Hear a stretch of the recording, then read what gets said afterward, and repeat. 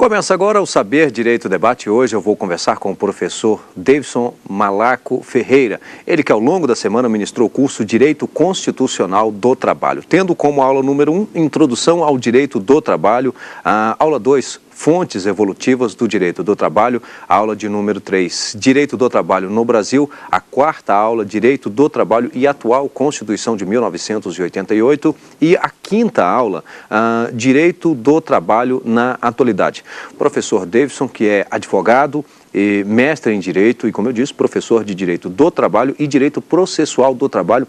Professor Davidson, obrigado por aceitar o nosso convite para participar do Saber Direito. Bom, inicialmente, vamos falar desses pouco mais de 500 anos em que nós saímos de um sistema, em que havia ainda a escravidão, e aí, por algumas características, não eram todos, bem da verdade, mas hoje nós temos uma outra realidade. Queria que você comentasse justamente essa nossa evolução no que tange ao direito do trabalho. Pois bem, eu queria primeiro registrar a minha satisfação de poder estar aqui presente com vocês nesse programa que já é uma referência realmente para o mundo acadêmico e que contribui definitivamente para o dia a dia dos estudantes e nós profissionais também do direito. É verdade, nós passamos realmente por uma premissa do labor livre, onde o homem deixa de ser objeto e passa a ser sujeito de direitos.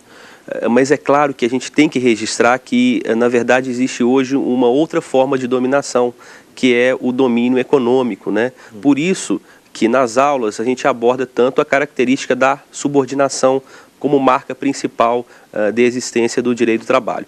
Mas não há dúvida que o fato de passarmos da época da escravidão, do trabalho servil, para a premissa do labor livre foi um grande avanço, e maior avanço ainda foi a construção de uma legislação trabalhista. E para finalizar essa grande marca de avanço, a própria constitucionalização desses direitos do trabalho, levando a estuário constitucional todas essas garantias. O desafio que coloco aqui sempre em voga é a efetividade desses direitos. Nós temos uma legislação trabalhista extremamente bem construída, extremamente fortalecida em instituições democráticas. Agora, o nosso grande desafio realmente é a efetividade, a eficácia desses direitos fundamentais, por isso o tema das nossas aulas. Aliás, deixa eu voltar ainda um pouquinho nesse contexto histórico. Nós tivemos aqui no Brasil um avanço a partir da Revolução Industrial ou não? A coisa já vinha se construindo de uma forma positiva para os trabalhadores? Na verdade, a Revolução Industrial foi o grande marco que propiciou o surgimento do direito do trabalho, porque a partir da Revolução Industrial que se criou o sistema capitalista.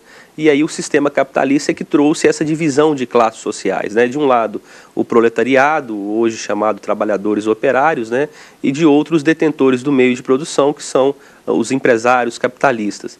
E dentro dessa perspectiva é que o direito do trabalho começou a se construir. É verdade também que o direito do trabalho no Brasil ele foi construído de uma maneira muito tardia, Nós demoramos demais a construir um direito do trabalho. Se visualizarmos nas aulas anteriores, a gente pode perceber que o direito do trabalho brasileiro ele demorou cerca de mais de 70 anos para ser construído de uma maneira democrática, se compararmos com a evolução do direito do trabalho nos países da Europa Ocidental e dos Estados Unidos. Mas estamos em constante evolução, acho que essa que é a palavra-chave. Nesse período, o senhor acredita que aí houve... tinha alguns modelos que eram importados? Bom, nós realmente importamos um modelo, infelizmente, autoritário corporativista. Todos sabemos que o modelo trabalhista de Getúlio Vargas foi um modelo construído da Carta del Lavoro italiana, que foi promulgada por Mussolini. Então ela foi calcada realmente em institutos corporativistas, autoritários, e nós vivemos esse desafio de nos desprender desses institutos autoritários corporativistas. A Constituição foi realmente o grande marco, digamos que foi ela o grande desafiador dessas instituições autoritárias corporativistas. E nós, pouco a pouco, estamos realmente afastando essas instituições, como, por exemplo, a representação classista na Justiça do Trabalho, que era uma representação visualizada na Justiça do Trabalho no início de sua construção, em 1939, e a emenda constitucional número 24 de 99 extirpou essa representação classista. Então a gente percebe realmente que dentro de uma linha evolutiva, nós estamos nos desprendendo dessas formas autoritárias corporativistas que foram, então, construídas nessa época, né, até mesmo em comparação e copiando modelos da Europa Ocidental, mas copiando aquele modelo que foi um modelo populista, né, na época, mas um modelo que cerceava direitos fundamentais, né? Agora, bem ou mal, a CLT trouxe assim, avanços positivos, né? Sem dúvida, né? Eu acho que a CLT ela veio numa época necessária, né? Na verdade, a legislação trabalhista já existia, mas em normas esparsas, e depois nós fizemos uma codificação, né? Na verdade, é um código, mas nós chamamos de consolidação porque foi a juntada, né, desses instrumentos normativos esparsos. Mas, sem dúvida nenhuma, a CLT, que hoje, né, 1º de maio, faz 70 anos, ela realmente merece aplausos e com grandes marcas de avanço democrático. Pois é, muito se fala às vezes nessas possíveis alterações na lei trabalhista. Elas são tão fáceis assim de mudar, de alterar? Na verdade... Outros já falam, não, é uma cláusula pétrea, isso aí não mexe. Na verdade, o que o direito do trabalho se propõe, e é importante que se entenda isso, porque a natureza do direito do trabalho é essa, é permitir que haja realmente um avanço em normatização e não um retrocesso daquilo que foi estabelecido como um patamar mínimo, né? Os autores de grandes obras gostam de falar essa palavra, que nós vivemos hoje no direito do trabalho um patamar mínimo civilizatório. Quer dizer, isso é o mínimo que o todo trabalhador tem que ter para que haja uma existência digna, que é um dos postulados, inclusive, da República Federativa do Brasil. Bem, nós vamos aqui a um rápido intervalo, em seguida estaremos de volta com o Saber Direito Debate. Hoje eu converso com o professor Davidson Malaco Ferreira, ele que é professor de Direito do Trabalho. Ao longo da semana ministrou o curso Direito Constitucional do Trabalho. Até já.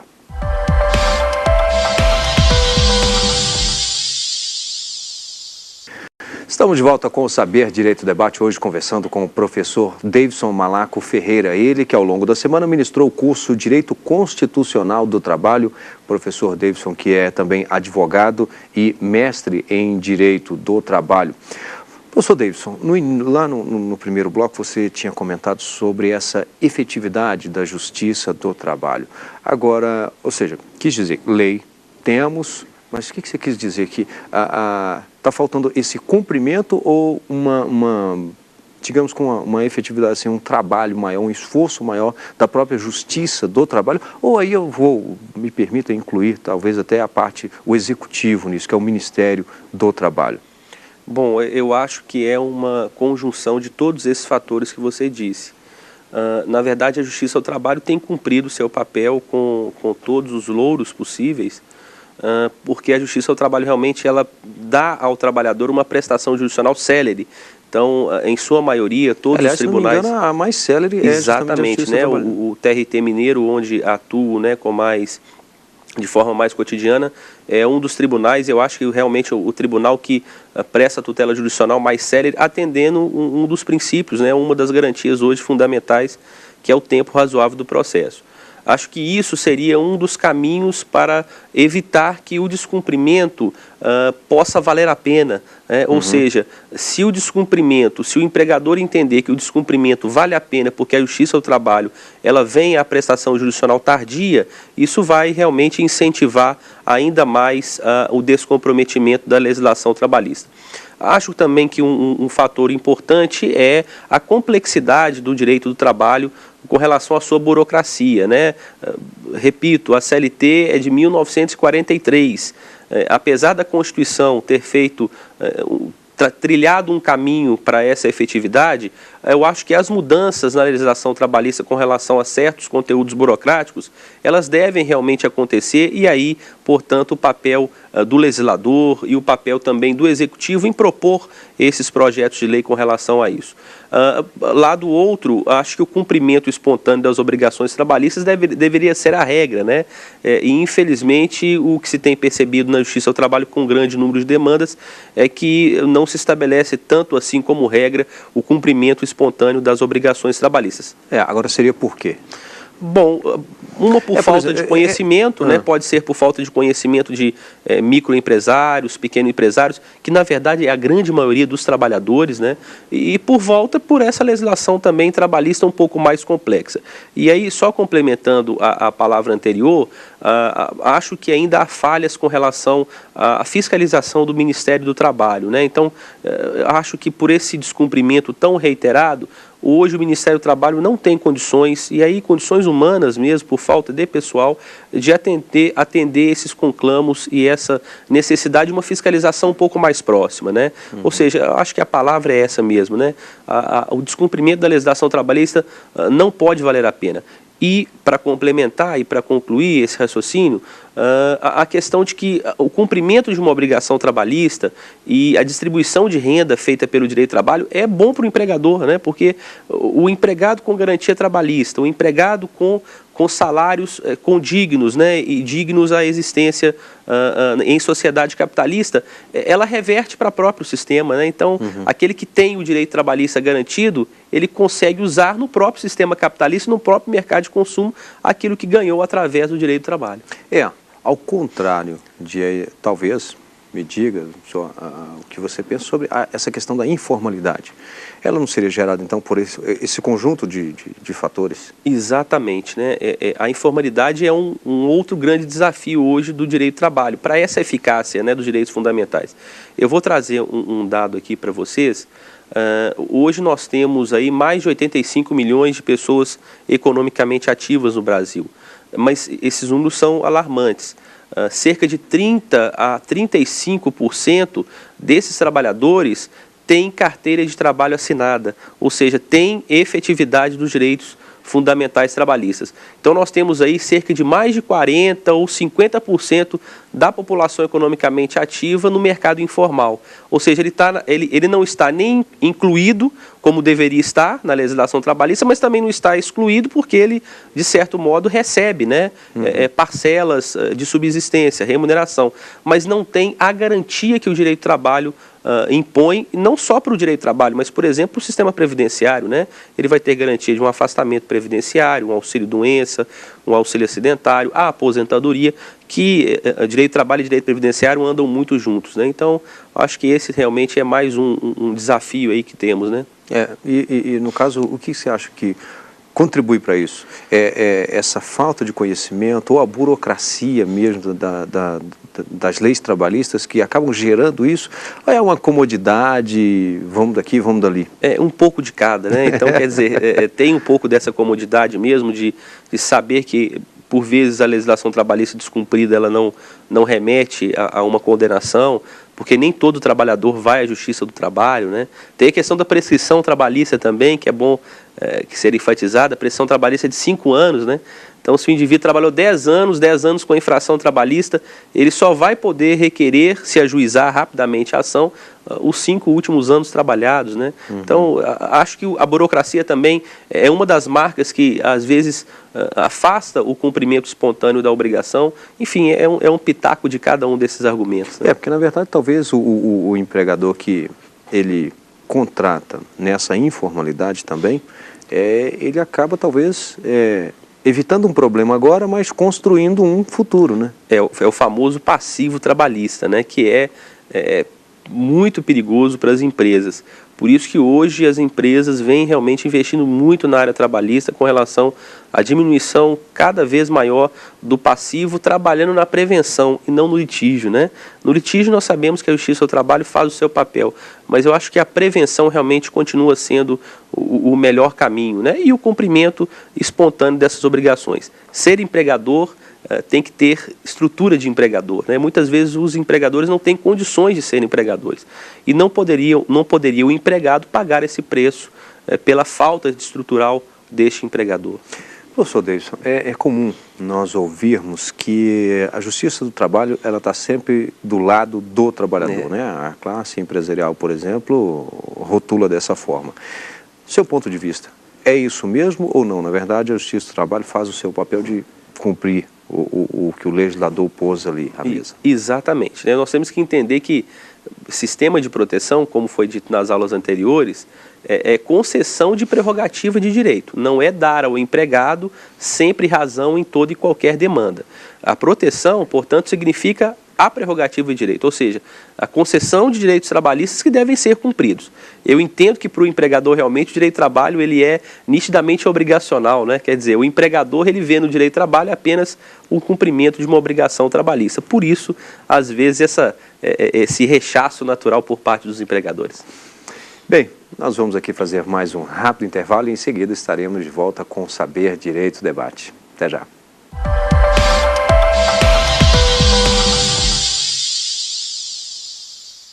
Estamos de volta com o Saber Direito Debate, hoje conversando com o professor Davidson Malaco Ferreira, ele que ao longo da semana ministrou o curso Direito Constitucional do Trabalho, tendo como aula número 1, Introdução ao Direito do Trabalho, 2, Fontes Evolutivas do Direito do Trabalho, a terceira aula, Direito do Trabalho no Brasil, a quarta, Direito do Trabalho e a atual Constituição de 1988.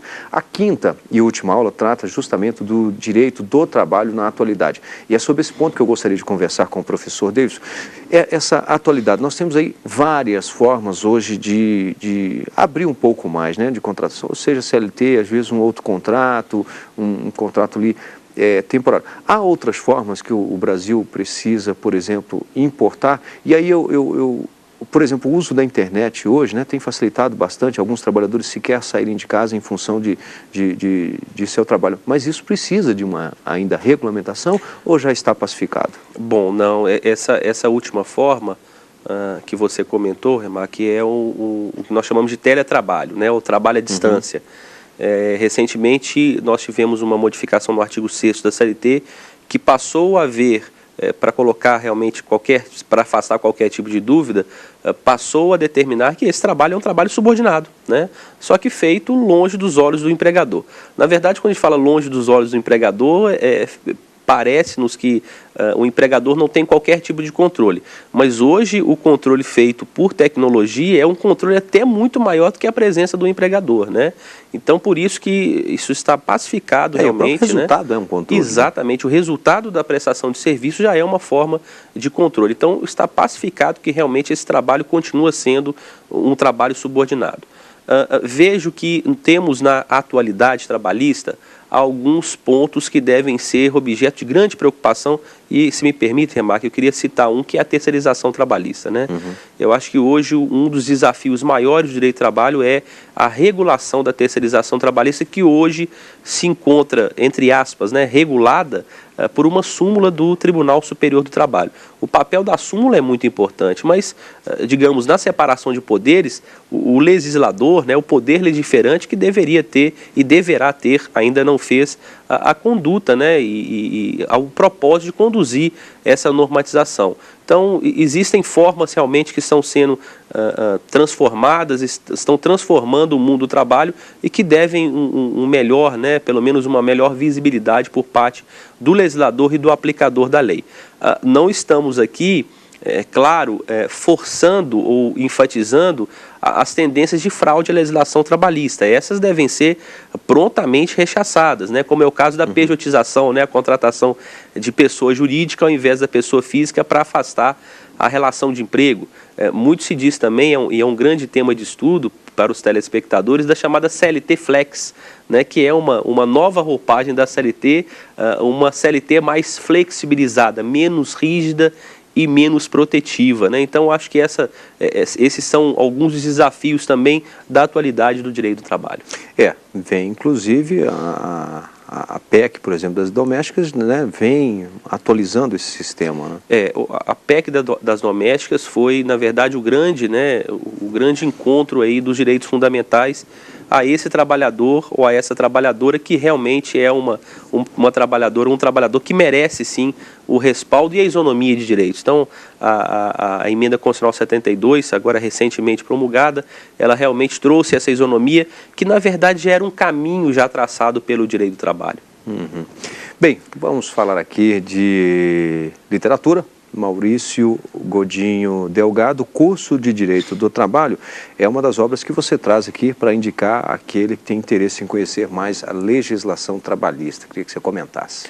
Bom, esse livro para mim e para grande parte hoje dos estudiosos do direito do trabalho, é o livro que inicia realmente os estudos e já com uma profundidade adequada tanto para o profissional, para aquele que está graduando em direito, quanto para aquele também que vai iniciar os seus estudos com relação ao direito do trabalho. É um curso completo que traz o direito individual e o direito coletivo do trabalho, né, material, né, não é, aqui só se trata de questões materiais e não de questão processual, mas realmente é um livro de referência nacional e internacional, e o professor Maurício Godinho Delgado, ele é ministro, né, do TST, do Tribunal Superior do Trabalho, e em que todos os outros ministros também o têm como uma referência, né, acadêmica e doutrinária muito significativa.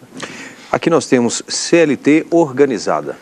Bom, essa CLT organizada da editora LTR, e lembrando que a editora LTR é realmente aquela especializada na legislação trabalhista, essa é a última edição dessa CLT comentada e organizada por alguns autores também na área trabalhista, e eu quis trazer aqui ao programa porque realmente é uma CLT completa e é uma CLT que traz toda a legislação extravagante e complementar. Então realmente é um bom livro e uma boa tradução realmente da legislação trabalhista. Mais alguma obra que você destacaria? Bom, eu poderia destacar também mais duas obras.